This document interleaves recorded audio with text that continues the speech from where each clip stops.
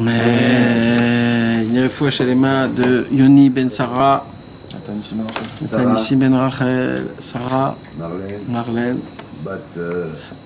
Batrika. Et tout le Ham Israël, Bezrat Hashem, Refoua Shalema, élévation de l'âme de tous les Niftarim du Ham Israël, Bezrat Hashem, et que Dieu vienne en pitié chez tous ceux qui ont besoin et chez tous ceux qui prient pour lui, Bezrat Hashem, qu'Akadosh Baruch Hu. Non, qui prient chez Hashem, qu'Hachem vienne en aide à ceux qui prient. Surtout. Et même à ceux qui prient pas. Oui, mais surtout à ceux qui prient. Parce qu'il faut aussi. Et nous on prie pour eux, t'as revu au même. Alors, Bezrat Hashem. Alors, encore plus, ceux qui prient pour les autres, que Dieu lui revienne encore plus à l'aide à eux, Bezrat Hashem.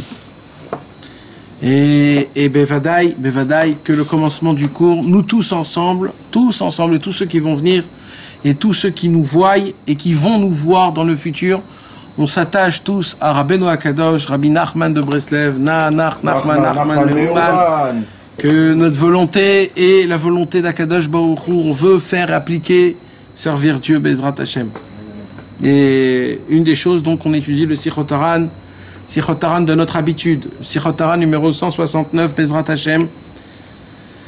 Ce soir, on va parler de beaucoup de choses qui sont vraiment très sympathiques, qui nous touchent presque tout le temps dans l'année, tout le temps dans la vie. Et c'est une vision des choses qu'il faudrait, Bezrat Hashem, essayer de, pas de changer, mais d'essayer de progresser. Là, on voit certaines choses que, à nos yeux, ils sont des choses, on va dire, pas simples, mais on va dire habituelles, c'est de la routine. Et comme c'est de la routine, alors on ne les prend pas trop en considération d'importance. Tout ça à cause de quoi? Parce que malheureusement, ça vient très vite, ça se fait, etc., etc. Une des choses, il y a plusieurs choses, plein de choses, toutes les choses qu'on fait de la journée, par exemple les téphilines. Les téphilines, c'est quelque chose d'énorme. Les téphilines, c'est la couronne du roi. On prend la couronne d'Akadosh Baruch Hu, on les met sur nous, on l'attache. Une couronne dans la tête et une couronne, on met dans le cœur. Et ça, c'est mamash, la couronne d'Akadosh Baruch Hu. Maintenant, il dit Rabbi Nachman, si on aurait su c'est quoi les téphilines, tout de suite, on aurait honte. Dès qu'on ouvre la pochette pour prendre les téphilines, dès qu'on prend les téphilines, dit Rabbeinu, normalement une honte énorme devrait descendre sur notre tête et on devrait devenir tout rouge. Comment je ose mettre la couronne d'Akadosh Baruch Hu, un homme comme moi, que je suis pas très bien, je pratique pas à 100% tout, etc., c'est difficile. Et Akadosh Baruch Hu me donne quand même sa couronne à lui. À qui le roi il donne sa couronne? À qui? Maximum à son fils de son vivant, maximum. Et là, Kadosh Baruch Hu nous le donne chaque matin, il nous dit, je vous prends, mets-les, c'est une obligation de mettre. Quand un homme, il pense à ça, il doit se dire c'est quelque chose d'énorme. Mais malheureusement, comme c'est quelque chose de tous les jours, alors on n'a pas cette pensée-là, alors on les met une fois bien, une fois moins bien, une fois vite, une fois on oublie, une fois ça nous saoule un petit peu. Malheureusement, ça s'appelle la routine. Mais il y a quelque chose d'autre, mes amis. C'est quoi l'autre chose? C'est la puissance du Shabbat Kodesh. Avec l'aide de Dieu ce soir, Bezrat Hashem, on va parler de la puissance du Shabbat Kodesh. Vous savez que le but de toute la création du monde, ça a été quoi? C'est Shabbat Kodesh. Pourquoi Kadosh Baruch Hu, il a créé tout ce monde? Pourquoi Kadosh Baruch Hu, il a créé ce monde en 6 jours? Tout ce qu'il a créé, c'est pour arriver au Shabbat, le 7e jour. Et Shabbat, Akadosh Baruch Hu, il se repose. Il a créé le repos. Shabbat, Akadosh Baruch Hu, il fait monter tous les mondes. Tout le monde en entier, si Akadosh Baruch Hu, il fait Shabbat, tous les mondes, ils doivent faire Shabbat. Quand Akadosh Baruch Hu, il est dans son univers de Shabbat Kodesh, le monde en entier, il devient Shabbat. Et vous voulez savoir, c'est quoi la preuve? C'est quoi la preuve que le monde en entier, il devient Shabbat? C'est qu'il y a écrit que un jour de Dieu, ça vaut combien de jours chez un être humain? 1000 ans. 1000 ans être humain, c'est un jour chez Hachem. Donc, Akadosh Baruch Hu, son Shabbat, c'est quand? C'est le 7e millénaire, 7e jour. D'accord? Et le Shabbat d'Akadosh Baruch Hu, il est combien de temps? 1000 ans. C'est pour cela qu'il y a écrit que Mashiach, il sera obligé de venir quand? 6000 ans. Le 7e millénaire. Pourquoi? La fin des 6000 ans. Pourquoi? Parce que c'est là où Akadosh Baruch Hu, il devient, c'est son Shabbat à lui. Et c'est quoi le Shabbat de Hachem? C'est quand Mashiach il vient. Comme ça, nous tous, on sera Là, pour l'instant, ça fait 6000 ans qu'on est dans cette terre. Ça fait 6000 ans qu'on souffre. Pourquoi? Parce que c'est du niveau des 6 jours de la semaine. Qu'est-ce qu'il y a dans les 6 jours de la semaine? On travaille. C'est des jours de chol. Des jours où il n'y a pas de... Comment on dit chol en français? Ça, hein? C'est des jours de semaine, mais non. Le mot chol, c'est pas semaine. Profane, c'est ouais, mais c'est pas... Le méchané. C'est un jour de chol. Chol, c'est pas kadosh, ça veut dire. Chol, c'est pas kadosh. Chol, c'est pas kadosh. Et c'est pour cela qu'on peut aller au travail, on peut y aller et toute la journée, on s'occupe de l'argent, on s'occupe des choses, etc., etc. Pourquoi? Parce que c'est 6 jours de la semaine. Qu'est-ce qu'il y a pendant les 6 jours de la semaine? Tu travailleras à la sueur de ton front, tu mangeras à la sueur de ton front, etc., etc., etc. C'est les clalotes. Mais le Shabbat Kodesh, quand Adam Arishon, il a mangé de l'arbre de la connaissance, c'est quand que Adam Arishon, il a mangé de l'arbre de la connaissance? C'était la veille de Shabbat. Et à la veille de Shabbat, dès qu'il a mangé de l'arbre de la connaissance, Akadosh Baruch Hu est descendu du ciel. Il est descendu tout en bas et il a cherché Adam Arishon. Il lui a dit, Adam, où tu es? Où tu es? Ayeka, où tu es? Et il a écrit que Adam Arishon et Chava, ils se sont faufilés pour se cacher parce qu'ils avaient peur de Dieu. Dès qu'Akadosh Baruch Hu les a trouvés, Akadosh Baruch Hu a maudit la terre. Il a maudit le serpent. Il a maudit l'homme. Il a maudit la femme. Et il a voulu continuer à maudire. Et dès qu'il a voulu continuer à maudire, qu'est-ce qui s'est passé? Shabbat est rentré. C'était Erev Shabbat. Dès que Shabbat est rentré, Akadosh Baruch Hu s'est arrêté. Dès qu'il a vu ça, Adam Arishon, il a dit, quoi? Pourquoi tu t'es arrêté? Pourquoi il s'arrêtait, Hachem? Mais il était en pleine colère, en train de nous faire, de nous donner des punitions. Pourquoi? Parce que Shabbat. Shabbat, il n'y a pas de punition, il n'y a pas de mal, il n'y a pas de mauvaise chose. Le but de tout, c'est Shabbat. Il n'y a aucune faute au monde qui peut gâcher la mitzvah de Shabbat Kodesh. La lumière du Shabbat, c'est une lumière que aucune faute, ça n'existe pas, la faute. Si Chas v'Shalom, un homme, il faute Shabbat, sa faute n'existe pas. Elle n'est pas, il n'y a pas. Non, elle n'a aucune existence. Tu peux pas faire, c'est comme allumer un briquet dans de l'eau. Tu peux allumer un briquet dans de l'eau? Tu peux pas. Shabbat Kodesh, c'est une lumière qui est tellement grande. C'est quoi la lumière de Shabbat Kodesh? C'est le but de Hachem Yitbarach. C'est le but de Hachem Yitbarach que quoi? Qu'est-ce qu'on fait Shabbat? Shabbat, on se repose de ce monde. Akadosh Baruch Hu, il dit, reposez-vous de ce monde, du travail, des ta'avot, des problèmes. Shabbat, ça sera un jour qui sera Kodesh. Ce sera un jour où il y aura de la simcha, il y aura du limud Torah, il y aura des choses qu'un homme il va plus, il pourra prier Béminyan bien, toutes les prières, il pourra rester un peu plus à la synagogue, s'asseoir avec ses enfants, parler de la paracha de la semaine, s'asseoir en table avec sa famille. Shabbat Kodesh, c'est pour faire descendre que malgré que je suis dans ce monde, je vis pas la vie de ce monde. C'est quoi vivre la vie de ce monde? Aller au travail, s'occuper, faire des choses qui sont chol, faire des choses que normalement n'ont pas de but.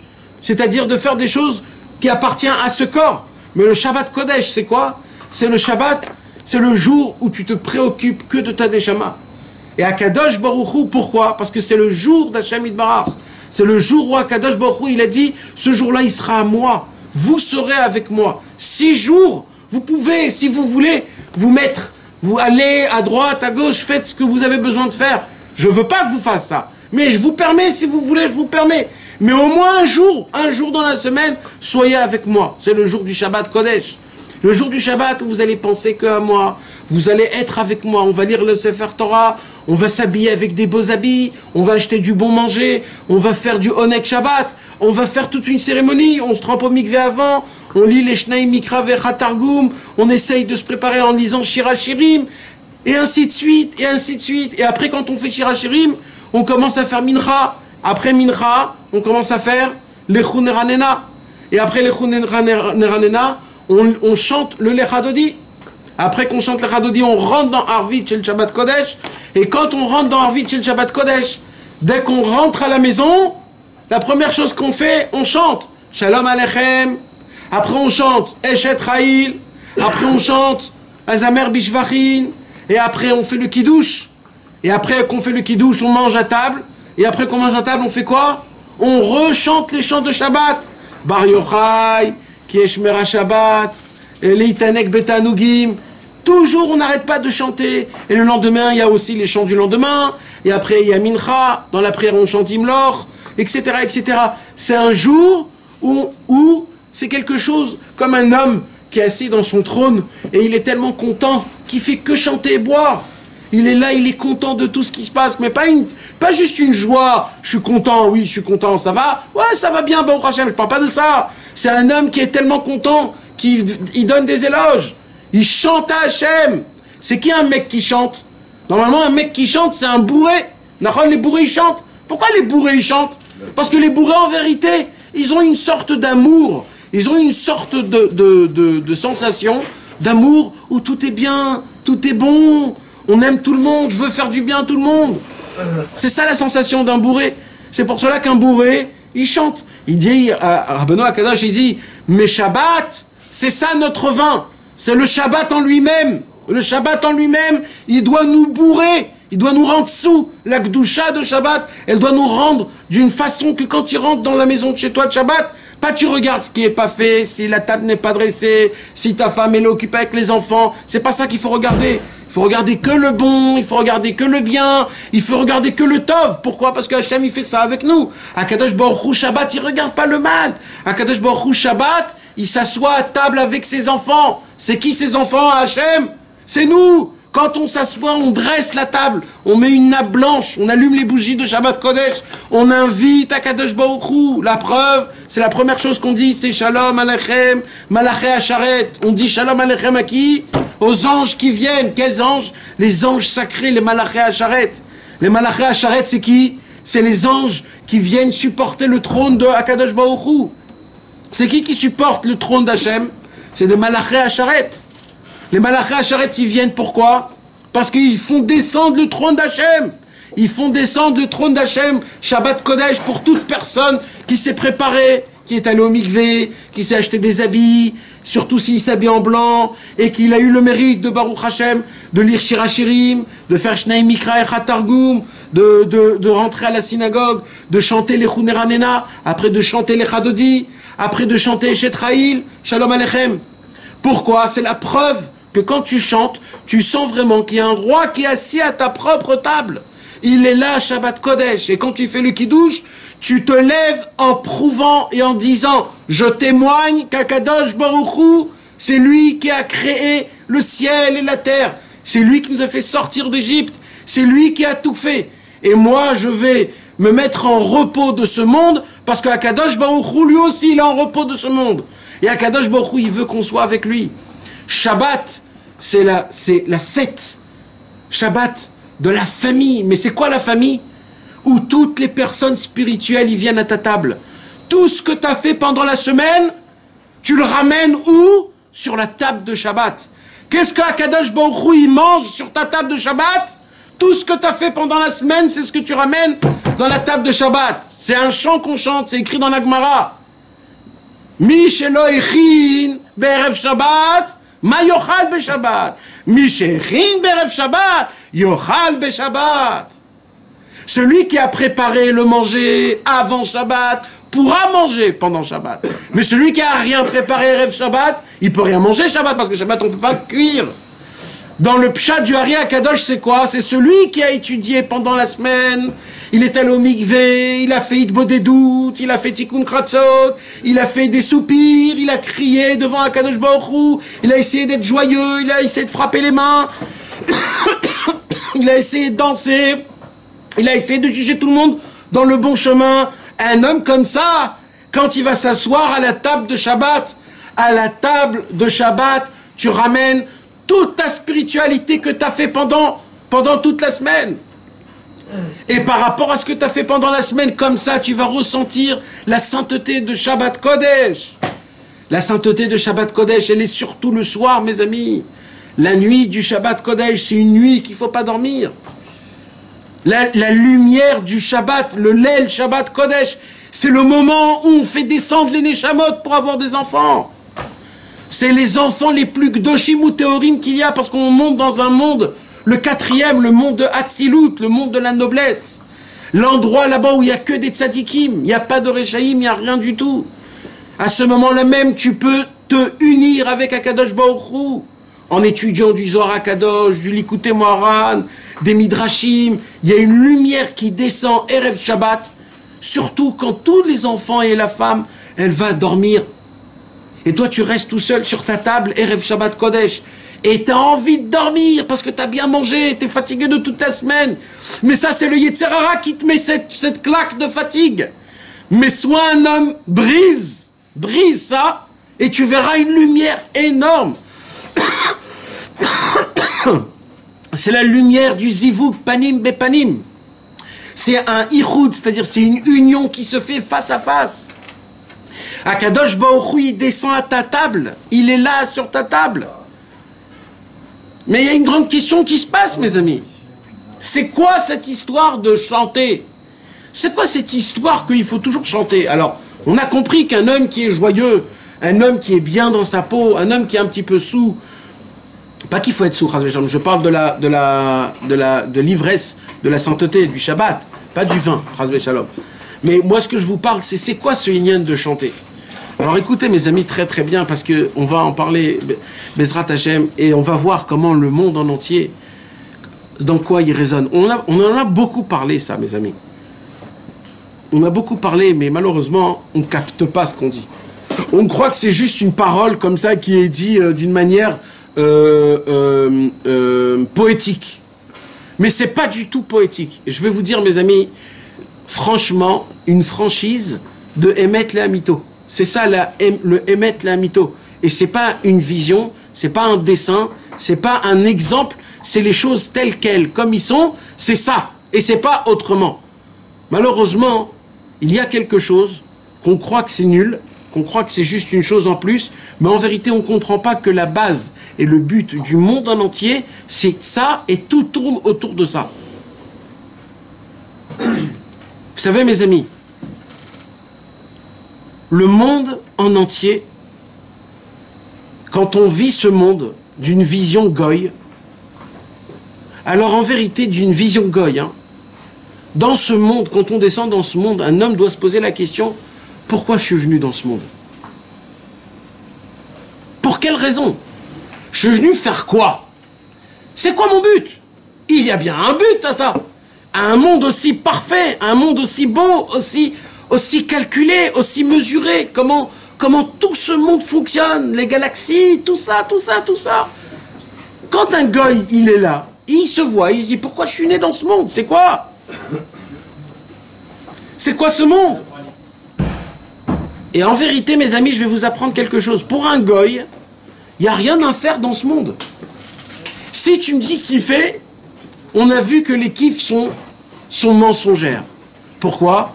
Parce que tous les kiffs que tu fais, tous les plaisirs et les désirs que tu t'accordes, dès que tu termines ce désir ou ce plaisir, tu sens un vide en toi où tu as besoin tout de suite de le remplir. Alors si c'est ça, où est la fin? Où est l'endroit du Osher, du bonheur? Le bonheur n'est nulle part. Et en vérité, des très très grands philosophes, des très très grands écrivains, comme Albert Camus, comme plusieurs gens, plusieurs personnes, ils sont venus à trancher une supposition que Béhémet, dans ce monde-ci, il n'y a rien à faire. Et tout ce monde, c'est un désespoir, un très très grand désespoir. Parce que la grande sagesse, nous, dans une vie de 70 ans, combien tu peux apprendre? C'est qu'est-ce que tu peux découvrir? Une découverte que peut-être après que tu vas mourir, on va la découvrir. Les plus grands sages au monde, ils ont découvert quoi? Tout ce qu'on a appris, ça a été des gens qui ont découvert un petit peu, un autre il a continué, un autre il a continué, jusqu'à qu'ils ont découvert une synthèse. Mais c'est ça que t'appelles. Si encore on vivrait 1000 ans, si encore on avait autant de connaissances, etc. Mais il n'y a rien. Alors Béhémet, dans ce monde-ci, il n'y a pas de but. Il n'y a pas de but. Un but pourquoi? Pour après mourir? C'est quoi le but? Qu'est-ce qui se passe? Malheureusement, on le voit ça même dans la Torah. Dans la Torah, Shlomo HaMelech, il a dit Evel Avalim Amar Kohelet, Evel Avalim Akol Avel. Shlomo HaMelech, il a dit que ce monde-là, c'est que de la vanité. Et il n'a pas dit qu'une seule fois vanité, il a dit 7 fois vanité. pour nous dire sur les 7 jours c'est de la vanité, pour nous dire que les 7 continents c'est de la vanité, pour nous apprendre que les 7 heures qu'il y a 4 fois dans la journée, ça aussi c'est de la vanité, tout c'est de la vanité. Tout c'est de la vanité dans ce monde-ci, il n'y a pas de émet, il n'y a pas de émet dans ce monde-ci. Shlomo Amelech, l'homme le plus sage du monde, l'homme qui a tout connu, l'homme qui a tout goûté, l'homme qui a tout fait, qui sait tout, il sait le but de tout, il connaît tout ce qu'on peut connaître. Shlomo Amelech, à la fin de tout, il dit Evel avalim amar kohelet, evel avalim akol avel. Tout est de la vanité, alors quoi? C'est ça, tout est de la vanité, même dans la Avodat Hashem. Si vous regardez vraiment, mes amis, qui peut se dire aujourd'hui que c'est un Oved Hashem? Qui peut dire que c'est un serviteur de Dieu? Qui peut dire vraiment que ce qu'il fait, tout ce qu'il essaye de faire, c'est à la perfection, comme c'est écrit dans le Shulchan Aruch, avec sainteté, propreté, avec... Qui peut dire ça? Aujourd'hui, tout ce qu'on fait, c'est Bidi Avad. Normalement, un homme, il devrait jamais fauter. Jamais! Si Dieu nous a mis cette possibilité, c'est que ça peut exister. Il y en a eu combien des gens qui n'ont pas fauté? Combien? Il y en a eu 10. Sur des milliards d'hommes, sur 7000 ans, il y en a eu 10. Tu t'imagines comment le concept, il est petit? Comment les pourcentages, ils sont presque impossibles? Alors, yesh, yehush, ba'olam. Le désespoir existe. Chas Shalom. Rabbeinu, il vient et il dit, vous avez tous raison. Rabbeinu, il dit, vous avez raison. Si vous regardez de cette manière-là, vous avez tous raison. Il dit, Rabbeinu, alors comment on fait? Il dit de la façon de comment Akadosh Baruch Hu, il a créé ce monde et de tout ce que l'homme, il a créé dans ce monde. Comment l'homme, il a réagi dans ce monde. Comment l'homme, il a vécu dans ce monde. De la manière de comment on est, de comment ça se passe. On ne peut pas arriver au but. On ne peut pas faire ce qu'on a besoin de faire. C'est pour ça que ça fait 6000 ans que le monde tourne et qu'il n'y a pas de nouveauté, plus ou moins. Alors Rabbi Nachman, il dit, c'est pour cela qu'il faut se surpasser. Et là, Rabbi Nachman de Breslev, Rabbeinu Akadosh, le Rebbe de tous les Rebbes, le Rosh Béné Israël, Rabbi Nachman, a dévoilé un secret qu'auparavant jamais a dévoilé un secret pareil. Qu'il a cassé, buté, écrasé tous les plus grands penseurs, tous les plus grands philosophes, tous les plus grands penseurs de tous les goïms, qui se sont assis pendant des années, des centaines d'années, des générations de philosophie, il est venu, il a tout basculé en une seule phrase, en une seule Torah. Et Rabbeinu, il a dit, je vais apprendre même aux tzadikim et aux talmidei chachamim, même aux plus grands des plus grands, qui n'ont pas compris la nouveauté qu'on peut découvrir dans la vision de toute la Torah et de tout le judaïsme. Rabbeinu, il vient et il dit... Alors, je vais vous le faire à mon image, d'accord, mes amis? Je vais vous donner l'image pour que vous puissiez comprendre. Il y a un jeu, d'accord? Il y a un jeu, comme le Monopoly, par exemple. Ou alors comme les échelles, tu sais, quand on monte les échelles. Et le jeu de loi. Le jeu de loi, d'accord? Alors, il y a un jeu, d'accord? Il y a un jeu, et il y a, on va dire, 5 personnes qui jouent dans le jeu, d'accord? Et ils prennent les dés, ils jettent les dés, et le monsieur, à chaque fois, il monte de niveau, Mais il y a un moment où toujours, où tu arrives, il y a un moment où c'est obligé. Tu vas en prison. Non, qu'il y a un trou et tu retombes toujours en premier. Avec tous les essais, tu peux sortir dans les dés 1, 2, 3, 4, 5, 6. Toujours, il y a un moment où dans le jeu, tu tombes tout le temps. Alors qu'est-ce qu'on fait? C'est ça en fait, c'est ça. Ce monde-là, c'est d'une manière où quoi qu'on fasse, on est des perdants. Parce que de base, je suis pas goum dans le brit. Je suis tombé dans la tavatachila. Et ça, je parle des plus grands. Hein. Les plus grands des plus grands. Tous, on le sait tous. Tavatachila, tavat mamon, chacun dans son niveau, mais on est tous tombés. Même Moshe Rabbeinu, le plus grand des tzadikim.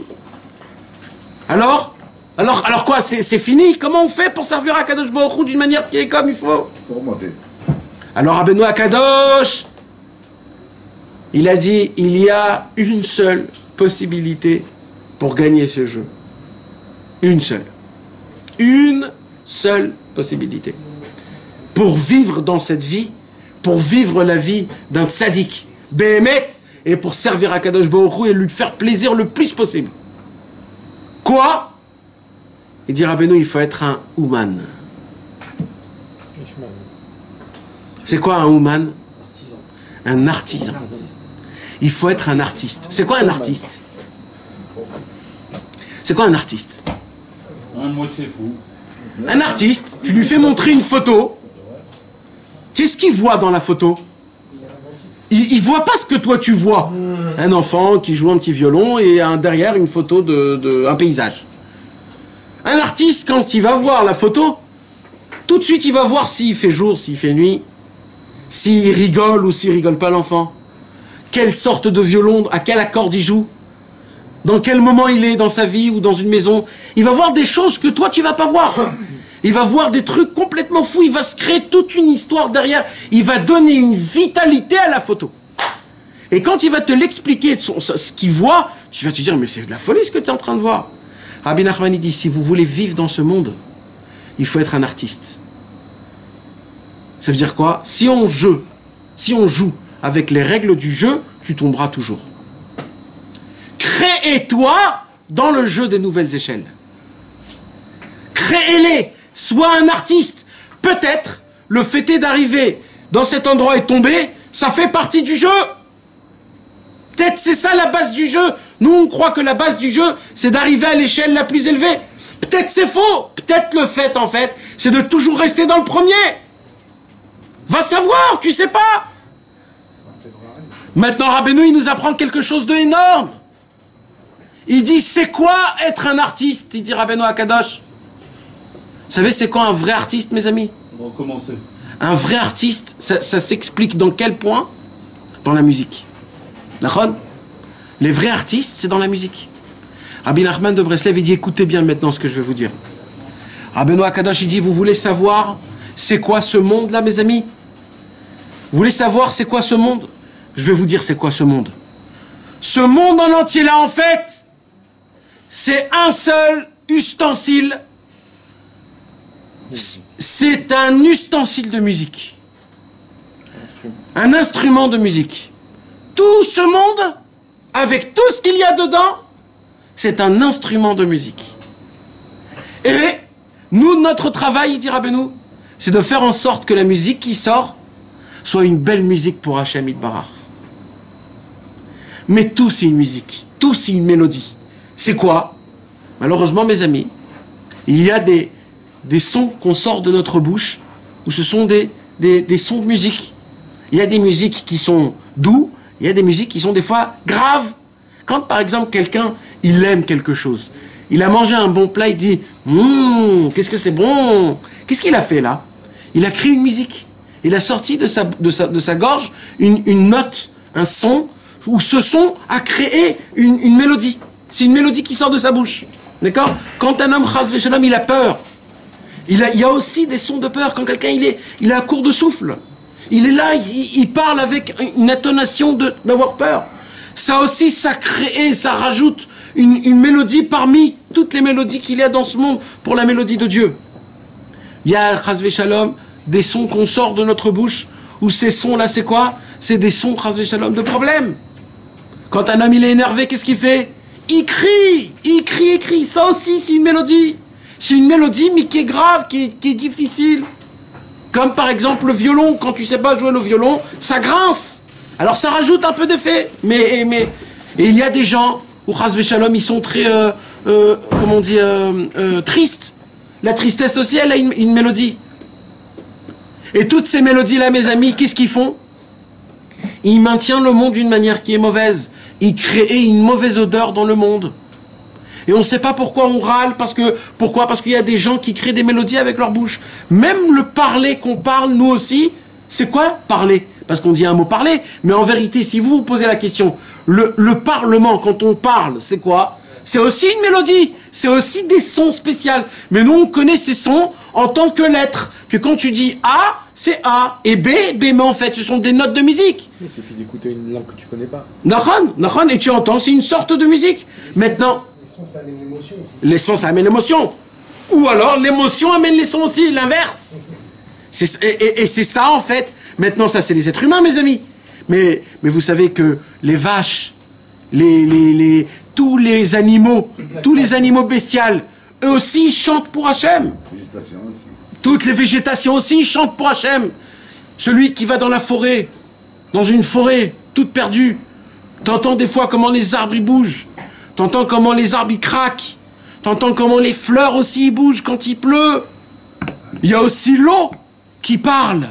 Quand l'eau, il y a écrit Kolot Mishbereyam Adir Bamarom Hachem. Quand les vagues s'éclatent contre le mur, ça aussi c'est une mélodie. Sans ces mélodies-là, le monde n'a pas d'existence. Le monde a besoin d'entendre cette configuration, cette note de musique pour que le monde soit équilibré. Tous les animaux ils crient, tous les volatiles ils sifflent. Ils ont tous des siffles, tous les siffles, on a besoin, tout ça ensemble, ce sont des ingrédients, tous en même temps, qu'on a besoin de tous. Même les fourmis se parlent entre eux. Même les mouches, quand ils battent des ailes, aussi ça crée. Les papillons, on a besoin d'une vitesse pareille, on a besoin d'une aiguë pareille. Tout a été calculé, des notes de musique qui a été composée parmi les 4 choses qu'il y a dans le monde, le végétal, le minéral, le animal et l'être humain. Tout c'est une combinaison de musique. Tout ça pour arriver à la fin, pouvoir, à la fin de tous les temps, mes amis, le but de tout, c'est quoi? C'est qu'on puisse arriver, à la fin, je parle à la fin de tous les temps, c'est pour qu'on puisse chanter à Hachem. Le but de tout, c'est qu'on puisse chanter à Hachem. Quand on va monter après 120 ans, Hachem ne va pas nous poser des questions, il va nous poser juste une seule question. Chante-moi ton chant. C'est ça qu'il va nous dire. Parce que toute ta vie, c'est un chant. Toute ta vie, c'est pour ça que les chants, ils montent et ils descendent, et ils montent et ils descendent, parce que la vie fait partie des chants, et les chants, les notes de chant, ça monte et ça descend. C'est ça la Torah de Azamra. C'est quoi Azamra? Je vais chanter. C'est quoi la Torah de Azamra? De juger tout le monde du bon côté. Vous imaginez quand vous voyez quelqu'un de mal, de méchant, quelqu'un qui a fait des mauvaises choses, et que tu le regardes d'un bon oeil, tu le regardes du bon côté, tu essayes de le juger du bon côté, qu'est-ce qui se passe? Tu as pris une musique qui n'arrêtait pas de descendre, et d'un coup, tu le regardes en bon oeil, tu as fait, et ça remonte, ça monte. C'est le plus beau quand tu vois que la musique, elle descend, elle remonte. Elle est vivante, au lieu qu'elle soit un seul trait. Et dans le Gan Eden, après tout, il y a écrit que les tzadikim, ils s'assoivent, et ils reçoivent d'en haut une lumière énorme. Et ils boivent cette lumière, et c'est ça l'Olam Haba, de boire la lumière de Dieu. Et quand on boit la lumière de Dieu, on sort un son de plaisir. Que ce son de plaisir, c'est ça le Ish Ereach Nichoach La Hashem, c'est ça qu'Akadosh Baruch Hu, il attend, le but de tout dans ce monde. Si c'est ça le chant, si c'est ça la mélodie, le monde est fait par rapport à des cordes, des vibrations de mélodies qu'on entend dans ce monde, mes amis. Tout ce qui est, tout, c'est ça, c'est des vibrations de mauvaises choses. C'est pas pour rien que Rabbi Israël, il a crié, il a demandé, il a dit des centaines de milliers de fois, quand vous avez un problème, chantez nanar. Parce que quand vous chantez, vous rendez la vibration qui est mauvaise en bonne. Vous prenez des cris de malheur, des cris de pauvreté, des cris de détresse en joie. Tous les Tehillim, c'est quoi, mes amis? C'est quoi les Tehillim? Pourquoi les Tehillim, c'est aussi puissant? Pourquoi? Qu'est-ce qu'il y a dans les Tehillim que c'est aussi puissant? Il y a des autres livres dans le Tanakh. Pourquoi Tehillim? Qu'est-ce qu'il y a de spécial dans les Tehillim? Toutes les souffrances qu'on est passées. Parce que le premier Likuta à la Rot, Iti Rabbi Nathan sur les Tehillim, c'est quoi? C'est que David Amelech, à chaque fois qu'il souffrait, il a pris sa souffrance, il a dit, je vais faire de ça un chant à Hachem. C'est quoi un chant? Il n'a pas dit, je vais remercier. Il faut dire merci. On ne dit pas merci quand on souffre. On va aller plus loin encore. Je vais chanter un chant. Mais comment tu peux chanter un chant? Ben, je peux chanter Nanach, Nachman, Nachman, Mouman quand je souffre. Et c'est ça les Tehillim. C'est pour ça que Nach, Nachman, Nachman, Gimatria, Tehillim. Tous les Tehillim, c'est le Inyan du Nanach. Les 10 Et chanter nanar, c'est plus facile parce qu'on connaît le chant. Et c'est ça le Inyan, c'est de se renforcer dans ça. Tout le Inyan, c'est de se renforcer que quand c'est mal, c'est quoi? Pourquoi il y a mal? Pourquoi il y a des choses mal? C'est pas que c'est mal, c'est parce que les vibrations, les accords qui font de la musique, parce que tout ce monde, c'est un seul instrument de Dieu. Alors il y a une corde qui s'est coupée, ou alors une corde qui est moins accordée. Et c'est à cause de ça que la musique sort mauvaise. Maintenant, vous voulez savoir c'est quand la musique, elle sort bien? Quand tu joues dans une accorde, on dit une accorde? Un accord. Tu joues un accord ou tu joues une corde? Sur les cordes, ça s'appelle des cordes, non? Quand tu joues sur les cordes, si la corde, elle n'est pas serrée, elle sort pas de son. C'est pas le vrai dos. C'est pas tendu. Quand un homme, tout va bien, il a sa parnassa, il a tout comme il faut, etc. Tu appuies sur la corde, ça fait pas de son. Parce que le mec, il est bien mou. Alors qu'est-ce qu'il fait à Kadosh Baruch Hu? On va serrer un petit peu la corde. Parce que plus on serre, plus ça fait de la musique. Quand un homme, il lui manque ça, alors là, il va dans la forêt, il dit « Oh !» Et là, il fait vibrer, là. Là, ça fait vibrer tout. Là, ça sort un son qui est beau. Il y a un rapport avec l'harpe de David Ameller, mais vadaï. Tout ça, c'est ça. C'est pour cela, il dit Rabbeinu, pourquoi il faut attendre que la corde, elle soit mou? Crée Hachem, même quand ça va bien. Comme ça, il n'a pas besoin de te resserrer la corde. Puisque le Shabbat Kodesh, c'est quoi le Shabbat Kodesh? Tu remontes dans le monde avant la faute. Tu remontes dans le monde où il n'y a pas de faute. Là où Adam arrive, Akadosh Baruch Hu n'a pas maudit cette création. Pourquoi? Parce que Shabbat Kodesh, la faute n'existe pas. Pourquoi la faute n'existe pas? Tout à l'heure, je t'ai dit, à qui j'ai dit que la faute n'existait pas? C'est-à-dire quoi que la faute n'existe pas? Un homme, quand il faute Shabbat, tout le moment de Shabbat, il n'y a pas de faute. C'est quand la faute, elle est réellement... C'est Motzei Shabbat. C'est pour ça que Motzei Shabbat, qu'est-ce qu'on fait tout de suite? Abdallah. Non, oui, Avdallah, mais après tout de suite, c'est quoi qu'on fait? On dit Eliyahu Hanavi, Eliyahu Hanavi, Eliyahu Hanavi. Pourquoi on dit Eliyahu Hanavi? Zachor Letov, pour qu'il nous parle, lui, Eliyahu Hanavi, qui nous parle en bien pour nous. Parce que là, ça monte là, un grand paquet. Et le Ari Akadosh, il dit, pourquoi il faut dire autant de fois Eliyahu Hanavi? Il dit, parce que quand on dit le nom du tzaddik, il travaille. Donc il faut dire aussi Nanar, à Motzei Shabbat.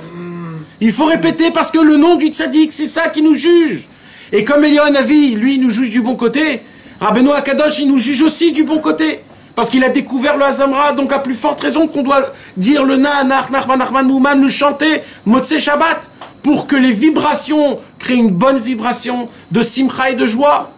Et de là, on comprend, mes amis, si le but du monde, c'est qu'il y ait une bonne mélodie, et que le monde aujourd'hui, il va changer, il va se renouveler par une nouvelle mélodie, comme c'est écrit dans le Zohar HaKadosh, que comment le Mashiach, il va renouveler le monde. Le Mashiach va chanter une nouvelle mélodie qui est composée de 10 chants. Un chant nouveau qui est composé de 10 mélodies. Et ce 10 mélodies se jouent sur 72 cordes. Et c'est un chant de bonté. C'est un chant d'amour. C'est une tohara, comment on appelle ça?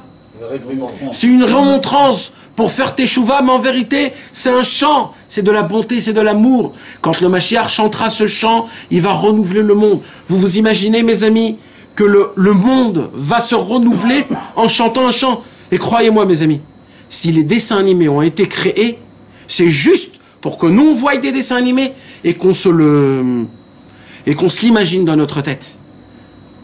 Vous savez, quand les dessins animés, quand d'un coup, comme tout se met à sa place avec La Belle et la Bête, quand tout d'un coup, tout était pas bien, et d'un coup, tout se remet en nouveau. Vous voyez de quoi je parle? À la fin, où tout le monde, c'est comme ça. Là-bas, c'est une fleur qui tombe. Mais en vérité, c'est quoi? En vérité, parce que là-bas, la fleur, c'est la Shoshana. La fleur, c'est la Shrina. Il y avait 13 fleurs. C'est les 13 midot de Rachamim. Et chaque la rose qui est tombée, c'était des roses. Et chaque rose qui tombait, chaque palpite, comme on dit, chaque pétale qui tombait, c'est une pétale de pitié, de miséricorde. Et quand la dernière, elle tombe, c'était foutu. Et là, tout allait partir. Et c'est quoi la bête? La bête, c'est les ta'avot. Cet homme-là, il a été à cause des ta'avot. Et que le tzaddik, il est venu, c'est la fille. Elle vient pour rappeler à la bête en disant à la bête, mais t'es beau malgré tout, t'es beau, je t'aime. Je vais chanter avec toi, je vais me marier avec toi, même t'es une bête. Rabbeinu, il vient et il nous dit, malgré que t'es une bête, tu pues. Regarde ton royaume, comment il est horrible. Mais je t'aime quand même, tu sais pourquoi? Parce que je sais que si je vais arranger ça, si je vais chanter ta beauté elle va revenir, ton royaume va renaître, et là je vais découvrir combien t'es vraiment beau. T'es le vrai roi du monde, mon fils. Rien que parce que t'as chanté nanar. C'est ça le secret de la Belle et la Bête. Il y a un secret dans la Belle. Mais vous croyez quoi, qu'il n'y a pas de secret dans tous les Walt Disney? Dans tout, il y a des secrets. Rabbeinu, il a dit, il faut trouver la Gdusha qui est cachée dans les endroits pareils. Il faut la trouver, la ressortir et en parler. Dans la Belle au Bois dormant, c'est quoi? Pas tout en même temps, petit à petit. C'est au prochain épisode, là. Chaque truc qu'on se choisit. Tu devrais faire Walt Disney d'après Rabbeinu. S'il pourrait, Walt Disney, s'il pourrait mal.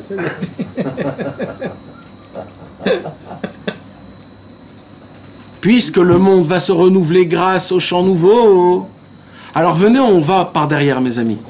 C'est la raison pour laquelle, mes frères, écoutez-moi, c'est la raison pour laquelle, Shabbat, on est dans le monde du futur. Vous ne croyez pas, mais c'est le Hémet. Le Hémet, c'est que Shabbat Kodesh, tu vis dans le Olam Haba. C'est pas un Olam Hazé. Celui qui vit le Olam Hazé de Shabbat, le pauvre, misken. Shabbat, normalement, c'est le Olam Haba.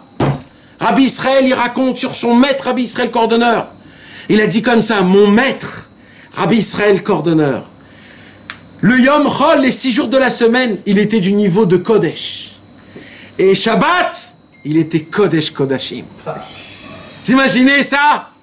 Rabbi Nathan, quand il allait au mikvé, Erev Shabbat, il se trempait, il avait une tête. Il remontait du mikvé de Shabbat, il avait une autre tête. Il avait un front qui grandissait. C'est pour cela que son nom de famille à Rabbi Nathan, c'est Shterenartz. C'est quoi Shterenartz? Le grand front.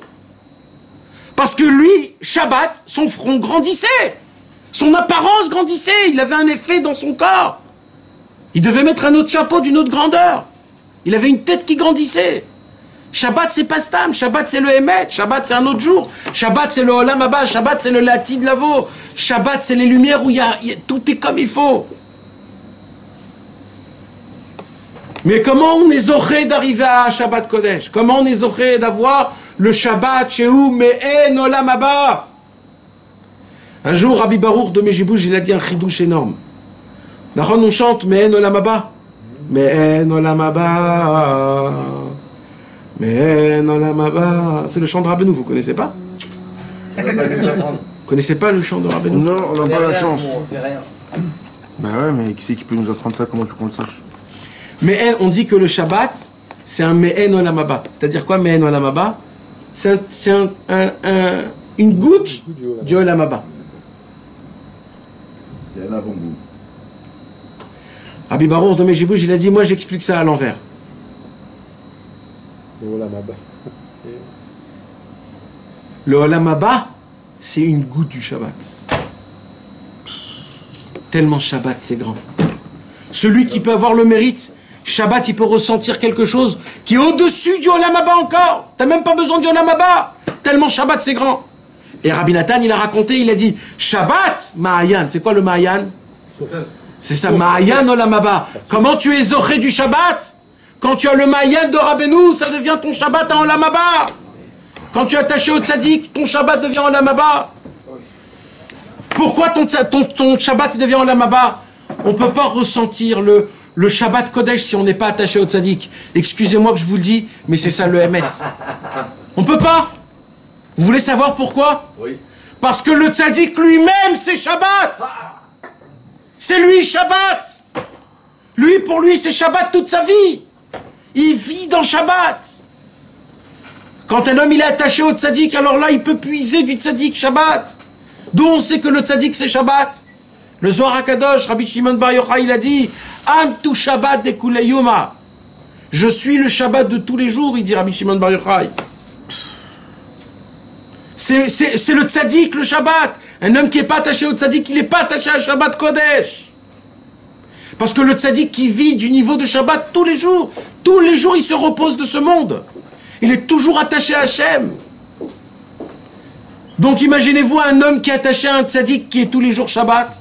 Il vit dans une vie où tous les jours c'est Shabbat.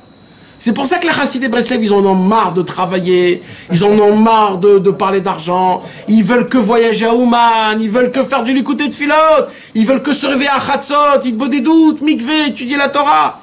Ils en ont marre de ce monde, aller à droite, à gauche, voter, etc. Ils en ont marre. Ils sont fatigués de ce monde. Ils soupirent en disant « Oh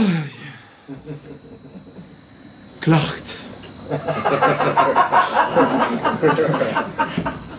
Chasselo. Givald. C'est ça, ils en ont marre. Ils en peuvent plus. Maintenant, mes amis, écoutez bien ce que je vais vous dire. Puisque Shabbat, c'est le renouveau du monde, c'est le Olam Haba, c'est tout. Qu'est-ce qu'on a dit tout à l'heure? On a dit tout à l'heure que comment Hachem il va renouveler le monde quand Mashiach viendra avec des chants, Nahon. C'est pour cela que Rabbeinu nous a appris un chidouche qui est énorme. Il dit, vous voulez ressentir votre Shabbat changer totalement? Vous voulez? Faites ce qui va se passer dans le futur. Qu'est-ce qui va se passer dans le futur? C'est quoi qui va renouveler tout le monde?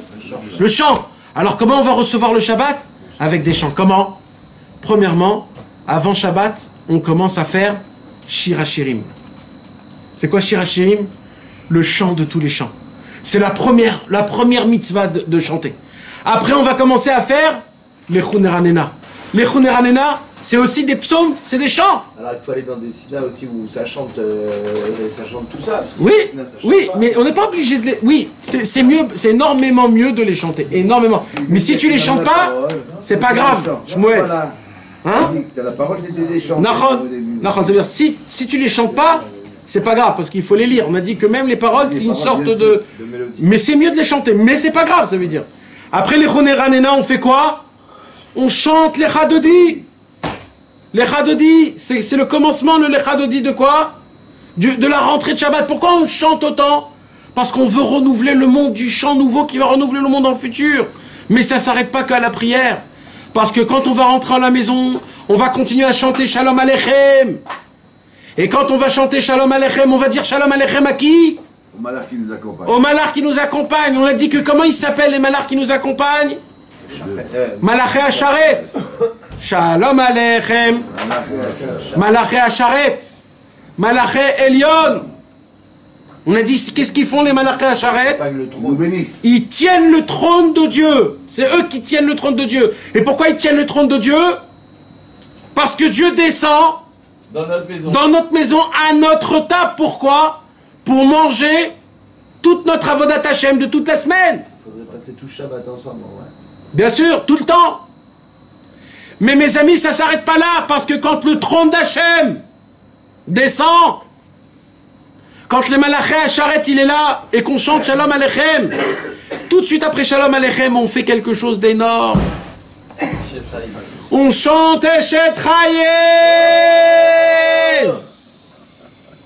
C'est quoi Eshet Chaïl? C'est qui Eshet Chaïl? C'est quoi Eshet Chaïl? Pourquoi on chante Eshet Chaïl? Makara.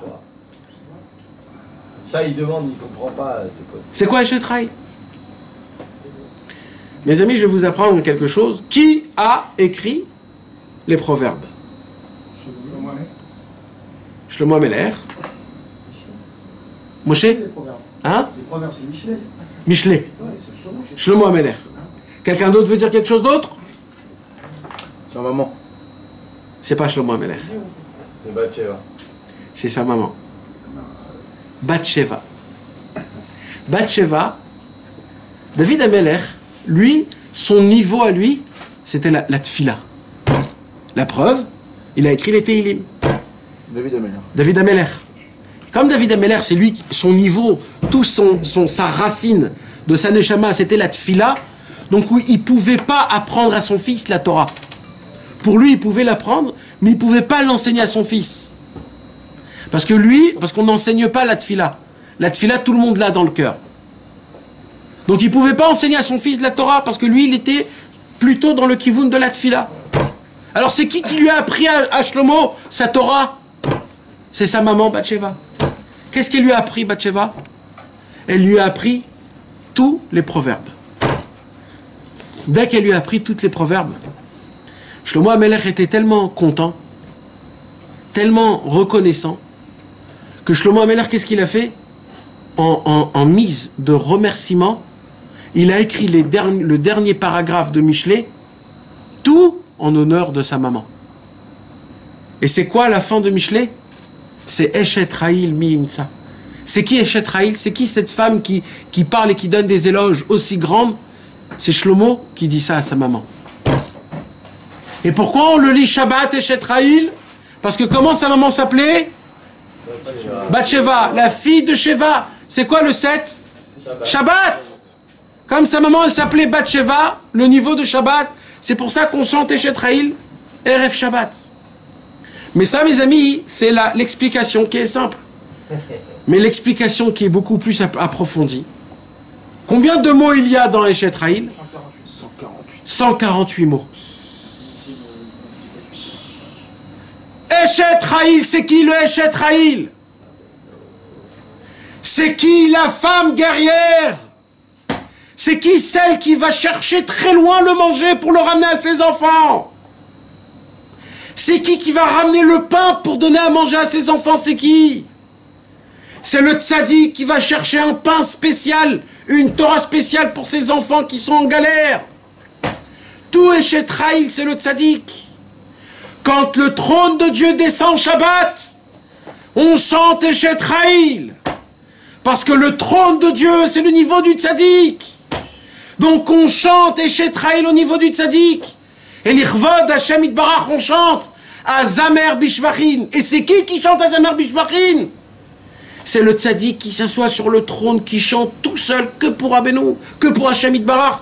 Le chant de Azamer Bishvachin, c'est pour cela que c'est Rabbeinu qui a institué le nigoun, la mélodie de Azamer Bishvachin.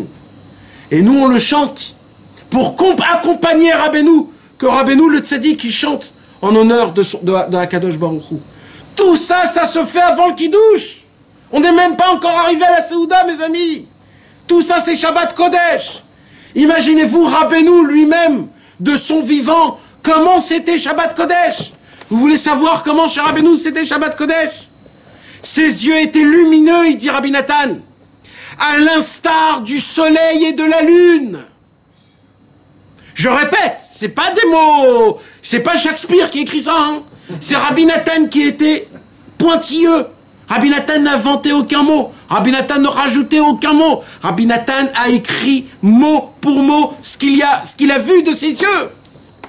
Ses yeux étaient lumineux. Quelqu'un peut m'expliquer ce que ça veut dire? Ses yeux étaient lumineux. Ça veut dire quoi?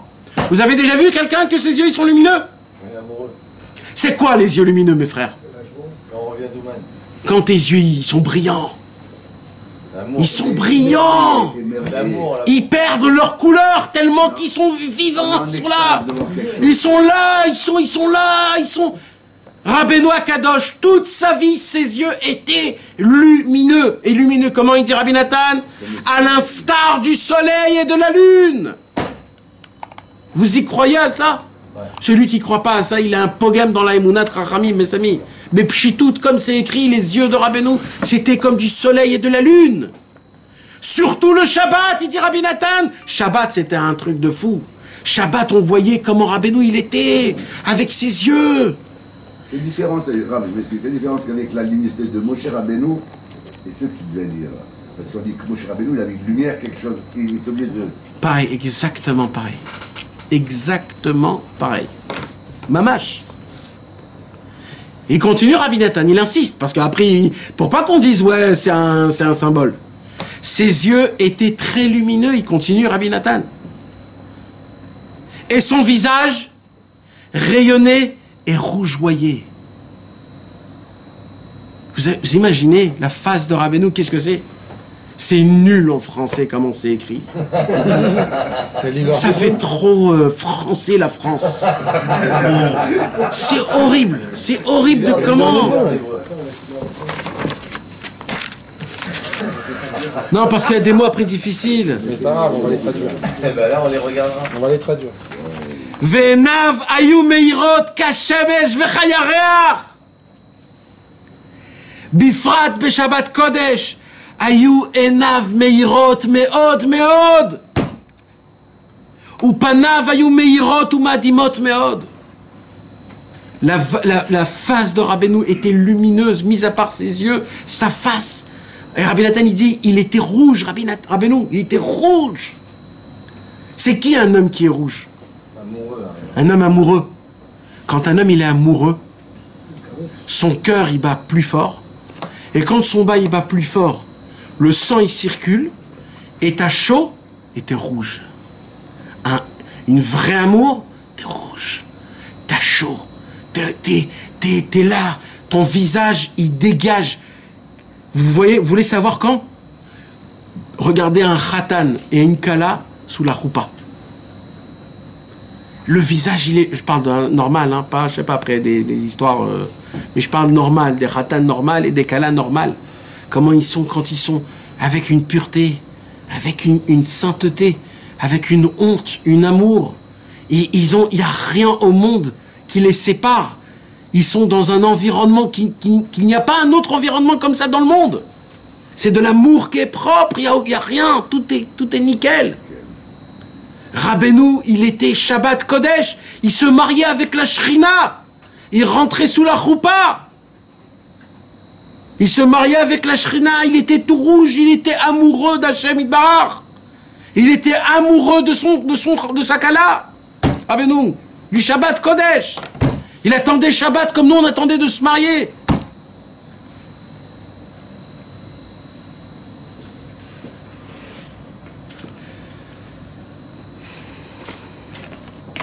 Écoutez bien ce qu'il dit le Rabbi Nathan.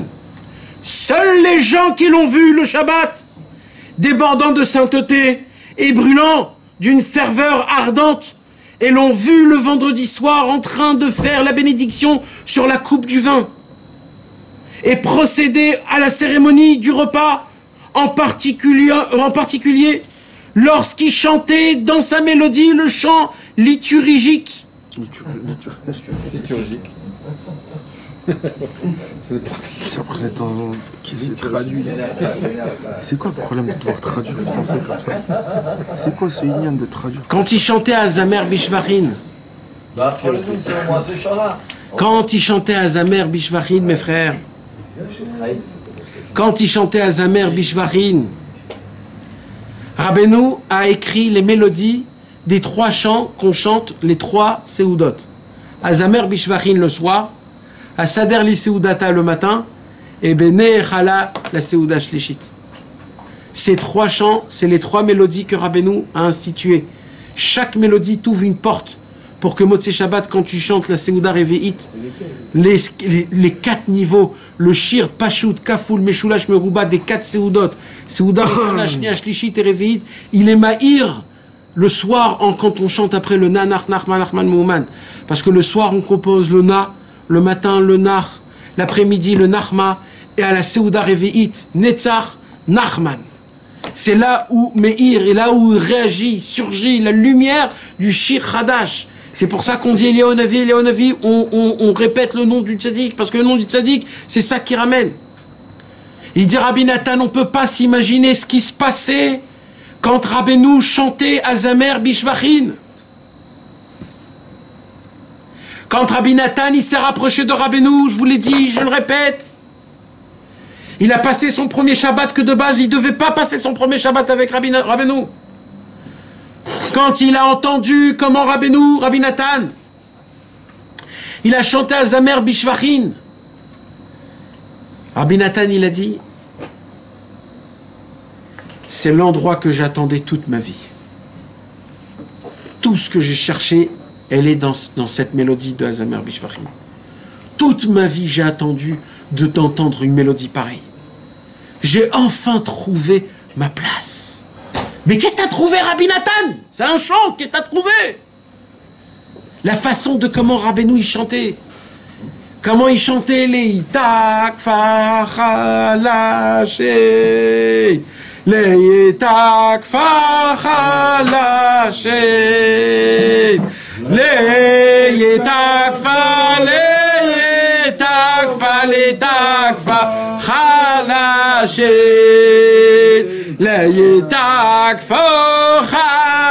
C'est quoi les takfa halaché? Renforcer les faibles. C'est le mot qu'on répète encore et encore. Quand Rabbi Rabbeinu il a chanté les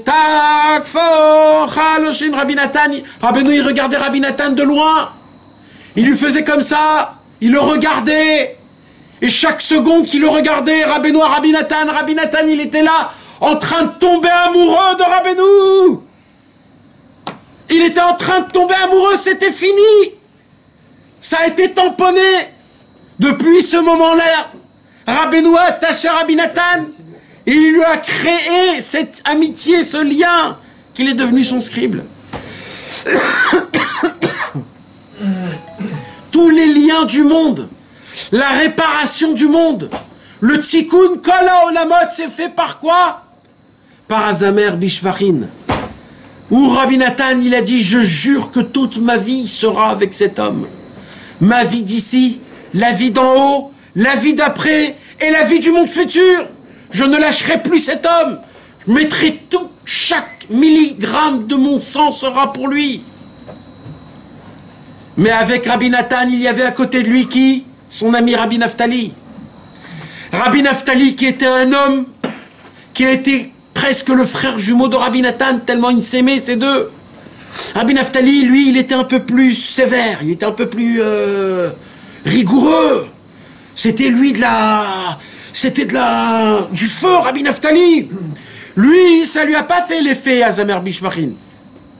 Lui, son effet, c'était avant Azamer Bishvachin. Quand il est rentré et il a entendu Eshet Raïl de Rabbeinu, avant Azamer Bishvachin. Rien qu'Eshet Raïl, il a déjà tout compris. Il n'en pouvait plus, chaque seconde, il n'en pouvait plus. Il a entendu le Eshet Raïl de Rabbeinu. Il regarde Rabbi Nathan, il attrape Rabbi Nathan, il dit Rabbi Nathan, je sens que je vais brûler, je sens que je ne peux pas rester. Rabbi Nathan, il attrape, il lui a dit, tu bouges pas d'ici, tu restes avec moi. Rabbi Naftali, il reste comme ça. Il peut pas, il dit Rabbi Nathan, je peux pas rester ici, il y a trop de lumière, je peux pas. Rabbi Nathan, il a dit, tu bouges pas. À un moment, Rabbi Naftali, il regarde Rabbi Nathan, il dit, je vais éclater. Vous croyez que c'était comme ça? C'était des bêtises? C'était comme on dit, je suis mort, je vais t'éclater. Vous croyez que c'était ça? Rabbi Nathan a regardé les yeux de Rabbi Naftali. Il a vu qu'il disait Emet. Rabbi Nathan s'est levé. Il est allé lui chercher une serviette. Rabbi Nathan a attaché le cerveau de Rabbi Naftali très fort. Il a dit, maintenant tu restes avec moi. Rabbi Naftali était assis à la table de Rabbeinu avec une serviette fermée, cassée sur sa tête. Parce que sinon sa tête explosait. Il était là en train de boire la lumière de Rabbeinu, où ses yeux étaient de soleil et de lune. Son visage rayonnait, rougeoyait. Et là, Rabbi Naftali et Rabbi Nathan, leurs yeux se sont regardés et ils se sont dit, Kad Nishaer la Netzach. C'est là qu'on restera à tout jamais et qu'ils ont eu le mérite de mourir et de devenir des anges dans le ciel. Des anges appartenant à Rabbeinu Akadosh. Rabbi Nathan et Rabbi Naftali. Ça, c'est le Azamer Bishvachin. On va le lire là. C'est la première fois où Rabbi Nathan, il écrit quelque chose où c'est écrit nulle part. Il a dit, Rabbi Nathan, je ne sais pas quand Mashiach viendra, si on aura cette sensation-là. C'était qu'à l'époque de Rabbeinu, ça ne reviendra plus. Il n'y aura plus un truc pareil. Celui qui n'avait jamais vu ça, il a perdu à tout jamais. Il ne pourra plus voir ça. Même quand Mashiach viendra, ça sera un autre truc. De le voir ça maintenant dans ce monde sans le Yetzer Hara, c'est ça qu'il faut voir. Mais après le Mashiach, on va le voir sans Yetzer Hara. Et il dit Rabbi Nathan, tout le Likuta Halachot, tout le Likuta Tfilot, il s'est fait comment? Azamer Bishvachin. Pourquoi il faut tellement chanter? Parce que le symbole du tzaddik, qui est du niveau de Shabbat. À Shabbat Kodesh, il n'y a que chanter. C'est que comme ça qu'on révolutionne le monde. Et c'est de là où le but de la joie, c'est quoi? Le but du chant, c'est quoi? C'est la joie. C'est pour cela que Rabbeinu, il a dit mitzvah gdola liot besimcha tamid. La simcha, elle fait quoi? Elle fait en sorte que l'instrument musical, qui est ce monde et tout ce qu'il y a dessus, puisse jouer des bonnes musiques à Hachem.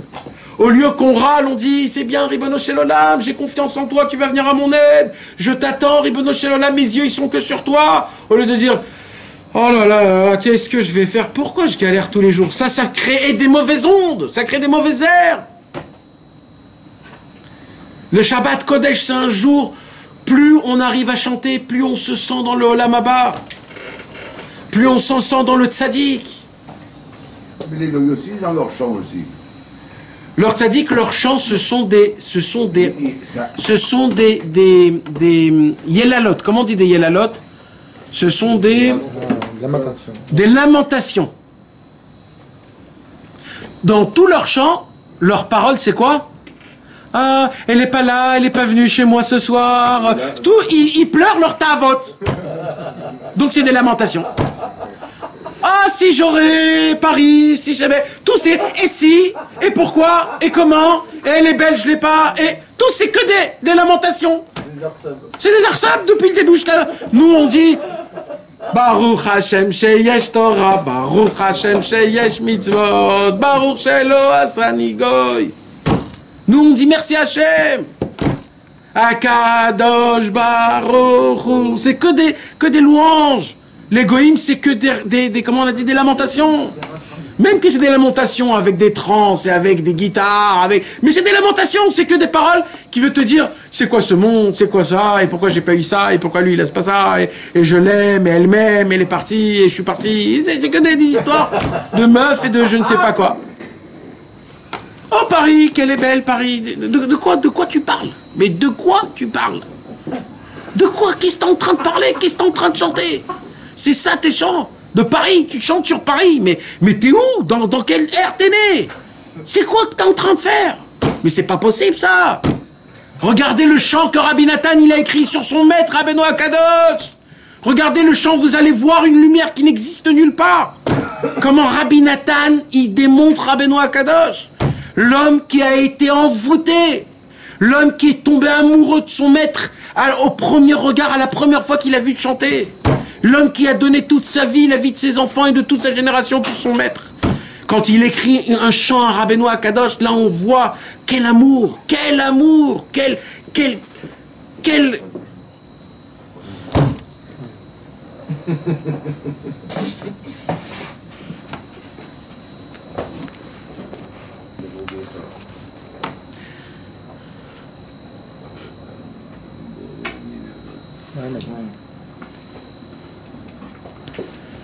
Eux seuls peuvent dire qu'ils ont vu ce qui est appelé le bien. Que ce qu'il a vu. Rabbi Nachman, chanter Eshet Raïl, chanter Azamer Bishvachin, chanter Menucha Vesimcha. Que celui qui a vu ça, il peut dire qu'il a vu c'est quoi le bien dans le monde.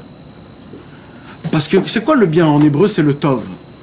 Comment on peut définir le bien dans le monde? Comment? Parce que le bien, c'est quelque chose, c'est pas quelque chose qui vient et qui part. Le bien, c'est quelque chose qui doit rester. S'il part, c'est pas du bien. Le bien, il doit rester. Il dit Rabbi Nathan, c'est quoi qui peut te marquer à vie? Quelque chose de bien qui peut te marquer à vie. Il n'y a pas beaucoup de choses. Normalement, ce qui peut te marquer à vie, c'est quoi? C'est des mauvaises choses. Une naissance? Non, pas à vie. Pas à vie. T'es content, mais à un moment où c'est fini. Mais te marquer à vie, c'est des mauvaises choses. Il dit Rabbi Nathan, eh ben moi j'ai découvert que moi j'ai été marqué à vie par le chant de Rabbeinu. Rabbeinu Akadosh, il a dit, si je vous dévoile un enseignement que j'ai dévoilé, avec son chant et avec sa danse, j'annule le libre arbitre de tous les minérales, végétales, animales et êtres humains. Plus aucun libre arbitre. Le monde s'éteint de beauté. On ne peut pas comprendre c'est quoi ces paroles-là. Mais nous, on a le mérite de le faire. Shabbat, on chante Eshet Raïl. Eshet Raïl, c'est quoi? C'est de la Torah. Et la Torah, on la chante. Shir HaShirim, c'est quoi? C'est de la Torah. La Torah, on la chante. Quand on va lire la Kriyat Torah, on va lire la Kriyat Torah avec les Théamim. Les Théamim, c'est des chants. On va prendre tout, on va tout chanter. On va chanter à table, on va chanter dans la prière, on va chanter avant le kidouche, on va chanter partout, tout le temps. Parce que le but de tout, c'est les chants, c'est la simcha. Quand un homme, vous voulez savoir c'est quoi le sod du Shabbat et le sod de la semaine, je vais vous dire. Quand un homme, il est en plein jour de semaine et qu'il souffre des souffrances, il est du niveau de Yom Chol. Mais en plein souffrance, quand il souffre, il dit, bah tu sais quoi Hachem, ras-le-bol pour tout le monde. Je vais commencer à me mettre à chanter. Nachman meuma, Nachman meuma, Nachman meuma, Nachman meuma,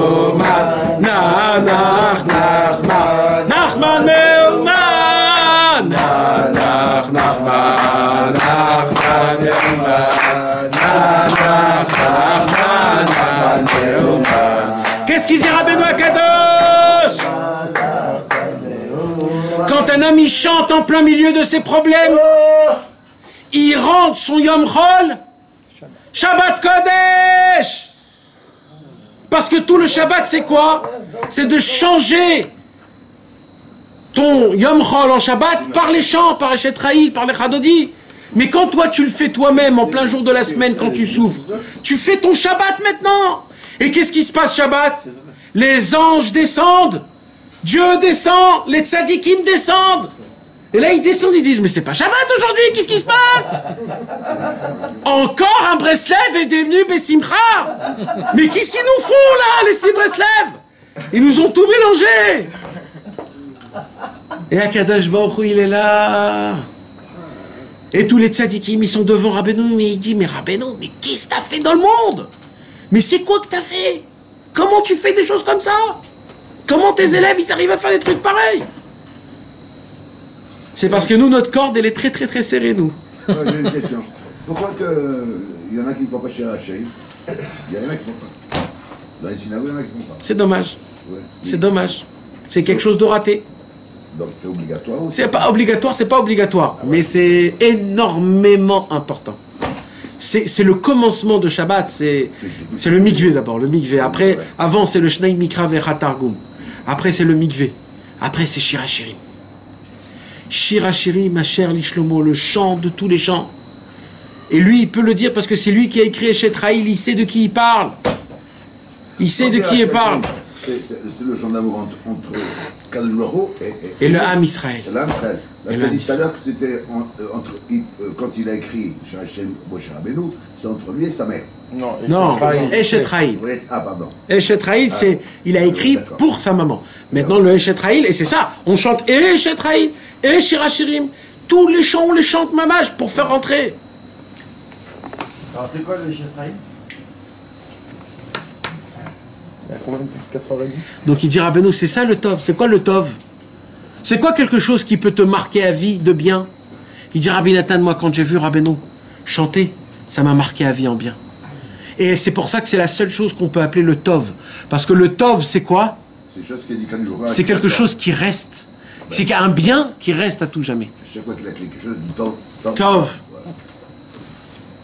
C'est pour ça qu'il dit Rabbeinu, celui qui a vu ça, il peut dire qu'il a vu quelque chose de bien, du Tov. Celui qui a été à Ouman, il a vu quelque chose de bien. Ah, si t'as Tov! Ça, c'est Tov. Avec un grand B. Bien avec un grand B. Moi, c'est un grand. Moi, j'aurais dit bien avec un grand B, un grand I, un grand E et un grand N. Avec 2 étoiles, 2 guillemets, tous les lettres possibles, j'aurais mis le bien. Grave, je pose la question, je dis pourquoi que nous, à notre époque, à nous, comment vous savez qu'ils nous employaient des grands aussi grands que Rabbi? Alors on est dans un mouvement et on s'enfonce tous les jours.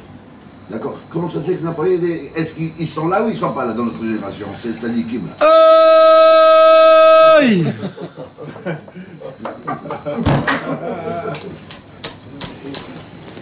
C'est la raison pour laquelle... On a besoin. C'est la raison pour laquelle il faut se lever à minuit, déchirer les habits et pleurer Hachem, Hachem. On est orphelins. Où sont nos tzadikim? Où ils sont? Où? Pourquoi je dois lire ça dans un livre? Pourquoi je le vois pas? Pourquoi il n'y a pas un qui peut peut-être ressembler? Ils sont cachés. Ils sont cachés. On a besoin que... On dévoile, il faut qu'il le dévoile parce qu'on... Parce qu'il y a un problème, mais ça il faut le dire à Hachem, pas à moi. Moi aussi je le dis ça. Et ben c'est l'olam, on est orphelin de tout, de Torah, de mitzvot, de tzadikim, de Yirat Shamayim, de Avat Hashem, de Yirat Hashem, de Dveku, de Bitachon, de Emouna, de Yira, de Brit. De vrais chaliards, du Emet chaliard qui nous emmène vers toi. Bien sûr, mais je veux pas un chaliard, moi je veux un Emet, je veux un vrai Emet d'Emet. Non, je veux un vrai Emet du Emet, je veux le Emet, mamash, je veux rien d'autre. On a pris tous les jours pour ça, mais c'est pas évident. C'est très difficile. Ouais. Mais on a eu Rabbi Nathan qui nous a décrit qui était Rabbi Nachman. Et on doit être Bessimcha que Baruch Hashem, Akadosh Baruch Hu nous a mis dans notre vie, nous a placés dans le chemin de Rabbi Nachman, le chemin de la vie, le chemin de l'espoir, le chemin de la foi, le chemin de la réparation de toutes les passions sexuelles, le chemin du juif simple, le chemin de l'amour, le chemin de la crainte, le chemin du renforcement, du renouvellement, le chemin du bon, le chemin où on y croit en toi, on mise sur toi, on se porte garant pour toi. Le chemin où Rabbeinu nous accueille avec deux grands bas en nous disant « Viens, je vais t'aider, mon fils ». Rabbi Nachman nous a donné tellement d'espoir, tellement de foi. C'est le seul qui nous donne la croyance réelle qu'on peut servir réellement Hachem et lui faire vraiment plaisir. Que quand on prie, il nous écoute. Ou Akadosh Baruch Hu, il est là, il nous regarde, il est avec nous, il est là avec nous. Il nous comprend, il ne nous regarde pas d'un œil qui nous punit. Akadosh Baruch Hu, il nous aime. La Torah de Rabbeinu, c'est la Torah de l'espoir. C'est la Torah de la lumière, c'est la Torah de l'amour. C'est la Torah qui te donne l'envie d'appliquer Torah au mitzvot avec simplicité, avec kiff, avec de la paix, avec des bons amis, avec des sichat raverim, ahavat raverim, avec des kibbutzim de Rosh Hashanah, des kibbutzim de Aleph Nissan, des kibbutzim de Shavuot, des kibbutzim. Il nous a laissé sa tombe. Sa tombe est là en Ukraine. On fait des voyages d'Eretz Israël, du Canada, d'Amérique, de la France, de Londres, du monde en entier. On se pose tous des questions, pourquoi comme ça on voyage? Oui, Yoram, on voyage. On voyage tous à Ouman et on se pose la question, pourquoi il faut voyager à Ouman? Parce qu'on ne sait pas ce qui se passe dans les voyages. À côté de qui on s'assoit dans l'avion? C'est qui va passer devant toi? Comment tu vas faire le voyage de Kiev là-bas? Les endroits où tu vas t'arrêter, les kivrets de sadikim que tu vas aller, les conversations que tu vas parler, les brachot que tu vas faire dans tout le chemin. C'est des choses qu'on ne comprend pas. C'est quoi ces lumières énormes? Quand on vient chez Rabbeinu, on perd tout ce qui est humain chez nous. Tout ce qui est humain, on perd. On se déshabille de l'humanité. On se déshabille de toute matérialité. On est joyeux. On vole comme un petit bébé. Presque comme les cosmonautes, là, ils font... Papillon. T'es là. T'es allumé, mon frère. Tu chantes, tu danses. Mais qu'est-ce qui t'est arrivé? Qu'est-ce qu'il y a? Il y a un match de foot. T'as gagné. Qu'est-ce qui s'est passé? Ben, tu chantes et tu danses. Mais pourquoi autant? Qu'est-ce qui t'est arrivé? T'arrives pas à dormir toute la nuit. Tu deviens un ange. Tu étudies toute la nuit. Mais oh... Mais mon frère, mais moi, toute la nuit, c'était des séries de ma vie en entière, j'ai pas fait aucune de... Non, mon frère, toute la nuit, tu vas être un malard, mon frère. Parce que chez moi, c'est Shabbat Kodesh. Alors imaginez-vous si la semaine, chez Rabbeinu, c'est Shabbat. Imaginez-vous Shabbat chez Rabbeinu, qu'est-ce que c'est? C'est pour ça que Rabbeinu, il a dit, quand un homme, il vient faire Shabbat chez moi, c'est comme si qu'il a jeûné 7 fois de Shabbat en Shabbat. Parce que, chez moi, un Shabbat, c'est compter 7 Shabbats. Vous savez ce que c'est un jeûne de 7 Shabbats en Shabbat? On ne peut pas comprendre, mes amis, c'est quoi cette grandeur? Ça, c'est Rabbeinu Akadosh. Rabbi Nachman, cette lumière qu'il a découvert, la lumière du Shabbat, c'était le tzaddik en lui-même.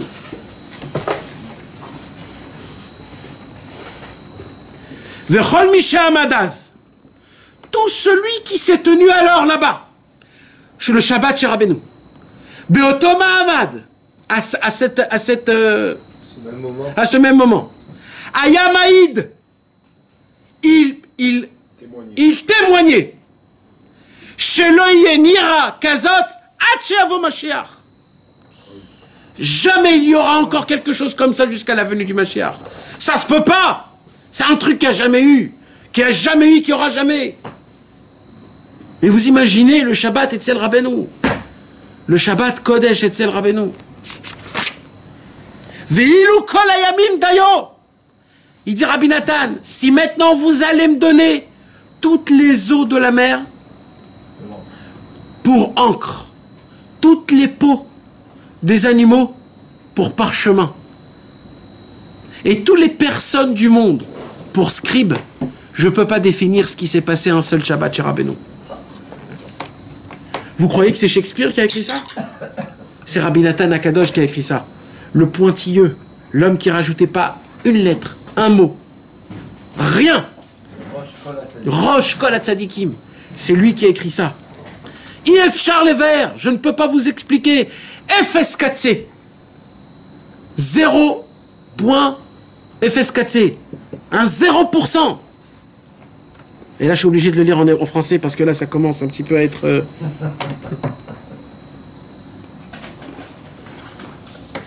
Il est impossible de décrire de quelle manière que ce soit la crainte profonde. Non. Et non.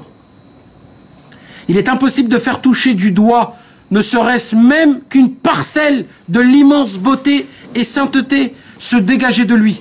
Il est impossible de décrire de quelle manière que ce soit la crainte profonde et la douce et tendre ferveur tenant du prodige émanant de lui. Dans un total effacement de soi, spectacle encore jamais vu en ce monde. Et toutes ces appréciations résultaient de ce que nous avions pu saisir à notre niveau, sans prendre en compte les intentions secrètes associées à tout ce qu'il accomplissait. Avant de faire la bénédiction, il prenait la coupe dans sa main et se tenait debout en silence devant la table pendant un long laps de temps. La coupe dans sa main. Écoutez bien, seule une légère voix languissante nous parvenait. Rabbeinu, il se levait, il prenait la coupe du kidouche, et avant de faire Yom HaShishi, il fermait les yeux, et il restait comme ça beaucoup de temps. Tout le monde ne bougeait pas, ne disait pas un seul mot. Il y avait une toute petite voix qui sortait de la bouche de Rabbeinu.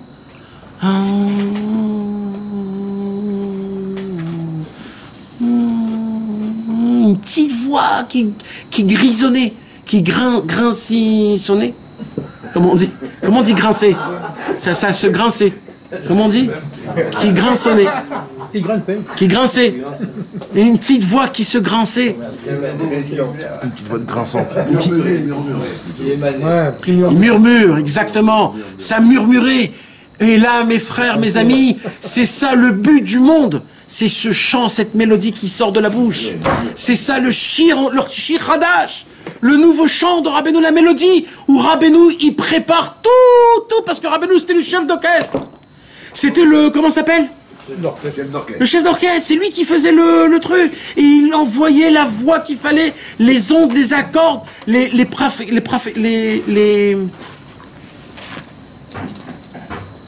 Seule une légère voix languissante nous parvenait. Et nul ne peut savoir à quelle hauteur sa pensée s'élevait.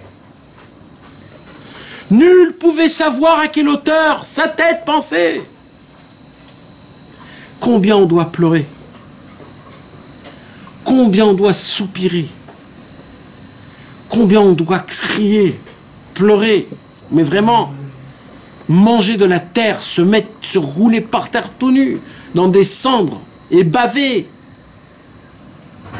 qu'on n'a pas un rébé comme ça vivant aujourd'hui, qu'on n'a pas eu le mérite de voir ça, que même quand on lit ces paroles-là, on ne fait pas attention à ce qu'il y a écrit. Et la preuve, on est assis, on est là, et on entend comme si de rien n'était. Mais combien, normalement, je suis sûr que quand Rabbi Nathan, il a écrit ces paroles-là, il ne pouvait pas les écrire, il était obligé d'arrêter, de laisser tomber le stylo et se rappeler de ce qu'il avait vu. De cette lumière, de cette grandeur. C'est qui cet homme? Mi Aïch Alazé. C'est qui cet homme? Eshet Raïl Mi Imtsa. Non, on n'a pas la même neshama que lui, du tout. On a des petits étapels, que lui, il avait une neshama spéciale. Voilà la différence aussi. Non. Ensuite, il dit Rabbi Nathan, après être demeuré très longtemps, vous imaginez de faire Shabbat chez Rabbeinu? Ouais. Tu crois que si tu avais faim, t'étais paumé, mon frère. Si tu t'attendais à manger des salades et la shakshuka et le truc, etc., t'étais vraiment paumé. Parce que tu venais chez Rabbeinu, les chants de Rabbeinu, au moins avant le kiddush, c'était au moins 1 heure, au moins, minimum. Ouais, mais t'étais écrasé. Ouais. Mais après, il y avait la coupe. Et la coupe, c'était des fois plusieurs heures. T'imagines, Rabbeinu, il tient la coupe comme ça pendant plusieurs heures? Tout le monde debout? Impossible. Un jour, c'était jusqu'au matin, un jour. Waouh. Jusqu'au matin avec la coupe. Il va aller les enfants. Et à un moment, d'un coup, Non, moi, j'ai- il y avait un silence et un grisonnement total.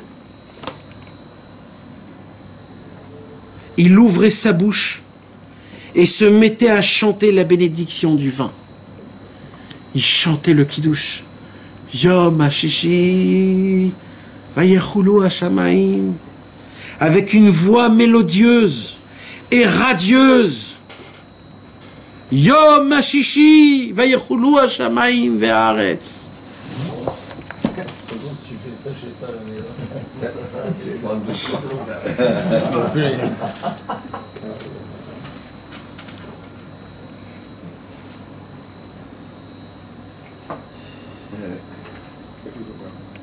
Quand on voyage à Ouman et qu'on passe un Shabbat à Ouman, on peut goûter ça. Parce que Rabbeinu, il a dit, après ma mort, je pars pas de ce monde.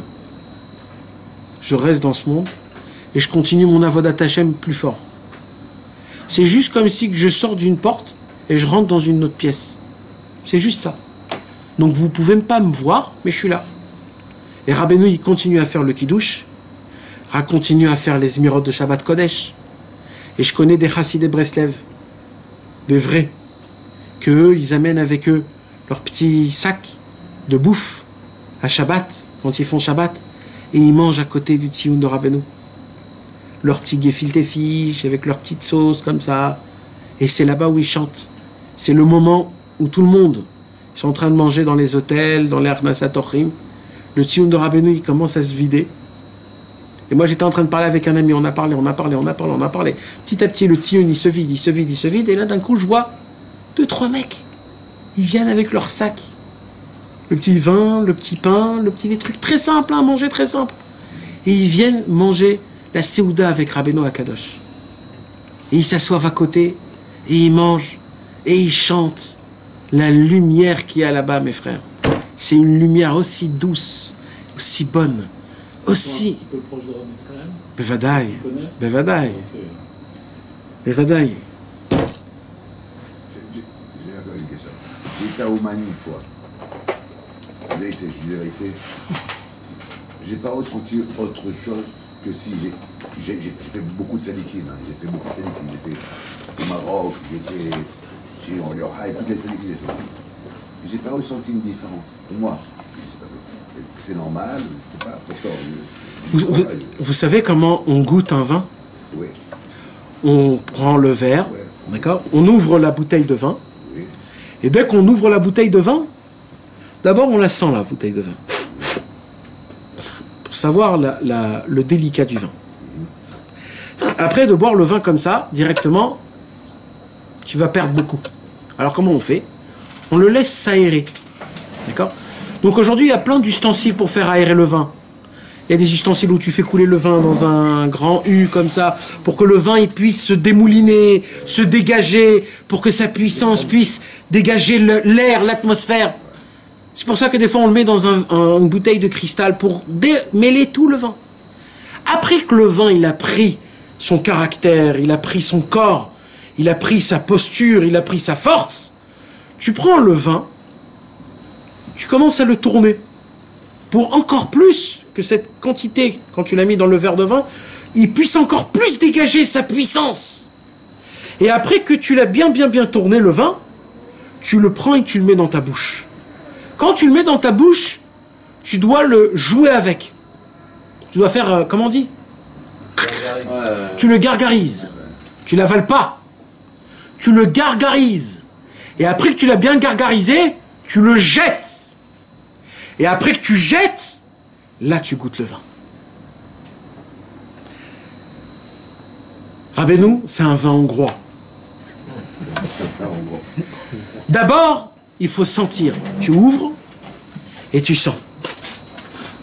C'est quoi sentir ? Tu entends ce que les gens te racontent du vin. Waouh, il a une bonne odeur ce vin. Tu racontes ce qui s'est passé à Ouman, des Torot de Rabbeinu. Tu sens le vin, ça sent bon. Mais ça suffit pas de sentir le vin, il faut le goûter. Ça suffit pas que je te raconte que c'est bien Ouman. Il faut que tu viennes à Ouman. Et alors, et pour l'instant, d'abord, quand tu prends, il faut le démoulir déjà. Il faut l'enlever. Il faut l'enlever le.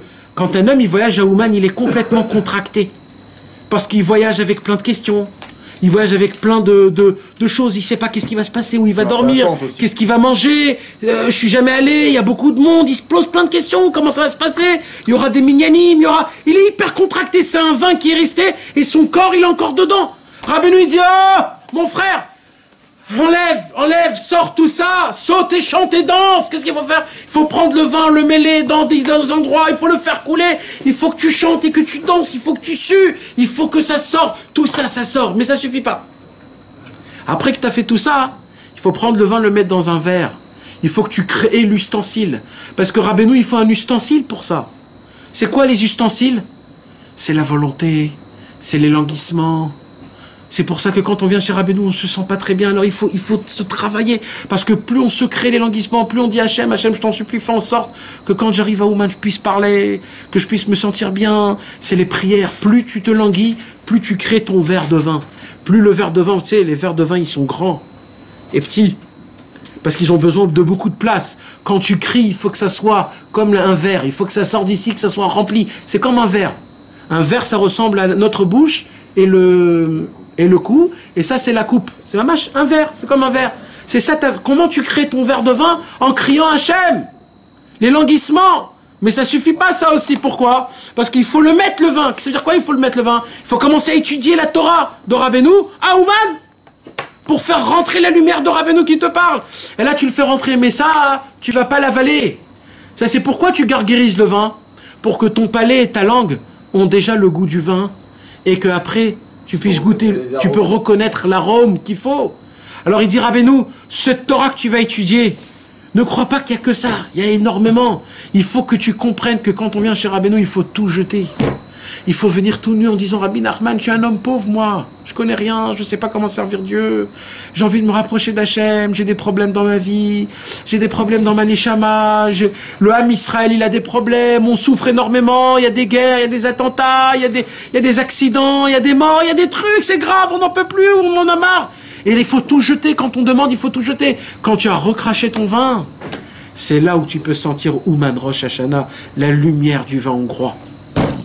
Quand tu fais ces étapes-là, je te promets que si tu voyageras à Ouman, tu vas goûter un vin hongrois que ce vin-là, plus jamais au monde tu pourras goûter un autre vin. Pourtant, quand j'ai été à l'époque, comme j'ai fait au début avec Yeshiva, comme je recevais beaucoup de best-sellers à l'époque, qui étaient à Sfat, donc ils m'ont invité une semaine là-bas, à Sfat là-bas. Il y a combien de temps? Il y a des années... Il y a les années 80 et quelques. Donc je commençais à faire des chemins dans ça. Et la vérité, là-bas, je ressentais quelque chose de très fort. Voilà. Et encore pire que ça, j'avais un ami à moi, de mon frère, parce qu'il avait connu la vérité, c'était un artiste, lui. Et il avait fait une teshuva, mais incroyable. Et il nous a invité un Shabbat chez lui, un Shabbat. J'ai ressenti un Shabbat là-bas chez lui comme que jamais je ressenti. Ça m'a marqué. C'est le Shabbat du tzaddik. Béhémet. Combien d'histoires on raconte sur Rabbi Israël, le Shabbat de Rabbi Israël. Toute la nuit, Rabbi Israël, il chantait, il dansait Shabbat. Toute la nuit, tous les Shabbats de sa vie. Toute la nuit en train de chanter et de danser. Il chantait Yaribon Olam 1000 fois. 1000 fois. Amram Hourvitz nous a dit. J'ai entendu, il a rappelé du Rav Klein, qui s'est Klein. Oui. Et il était deux frères, deux raves, d'un grand rave aussi, je ne me rappelle plus le nom. Atzfat. Asfat, oui, au-dessus, on voyait juste au-dessus du mur là. Ouais. Je me rappelle pas du nom. C'était des anciens. Les anciens Chassidé Breslev, c'est Emet. J'ai passé une semaine là-bas chez eux. Eh ben c'est Emet. Juste avant les. Avant Rosh Hashanah. Il me reste qu'une seule chose. Plus on est Bessimcha, plus on essaye de vivre Shabbat pendant la semaine, plus le Shabbat il devient Shabbat Kodesh. Allez. Et c'est quoi le Shabbat? Plus on vit dans la semaine le Shabbat, plus on ressent le Shabbat. C'est pour ça que tous les jours, mes amis, tous les jours dans la tfila, on dit Ayom Yom Echad Be Shabbat. Ayom Yom Sheni Be Shabbat. Shlishi Be Shabbat. Il faut se rappeler tous les jours du Shabbat. Et c'est ça le secret. C'est que si tous les jours tu te rappelles du Shabbat, le Shabbat il devient Ayom Yom Shabbat Kodesh. Mais c'est quoi Shabbat? C'est quoi Shabbat? Comment on est zoché du Shabbat? Comment on est zoché d'avoir un Shabbat comme ça? Prenez les lettres arrière de Shabbat. C'est-à-dire, si tu prends le Shin, c'est quoi la lettre d'avant Shin? Resh. Rappelez-vous Resh. Prenez l'arrière lettre de Bet. Aleph, rappelez-vous. Et prenez la dernière lettre de Taf, l'avant-dernière. Shin. Ça fait quoi comme lettre? Seor. Sin, Aleph, Resh. C'est quoi Seor? Seor, oui, non mais en... Seor, c'est quoi? Kol Chametz ou Seor? C'est le Chametz. C'est la levure. Et il dit Rabbeinu Akadosh, quand on n'arrive pas... Pourquoi on n'arrive pas à toucher Shabbat? Parce que il y a du Chametz dans notre tête. Il y a du Chametz, des mauvaises pensées, des pensées de tristesse, des pensées de mélancolie, des pensées de Yehush, de désespoir. Alors toutes ces pensées, ça crée du Seor, ça crée du Chametz dans le cerveau. Et quand tu rentres Shabbat, tu peux pas arriver à Shabbat parce que tu es dans encore les lettres d'avant Shabbat. Tu es dans le Seor. Donc tu peux pas avancer vers le Shabbat. Pour avancer devant le Shabbat, il faut casser le Seor pour rentrer en avant dans les lettres qui sont avant le Shabbat Kodesh. C'est bon. Yehi Ratzon, Sheniske, Kulanu, Lizkot Likdushat Shabbat Kodesh, Amen, amen, B'chinat amen, Hatzadik amen. Ha'emet. Amen.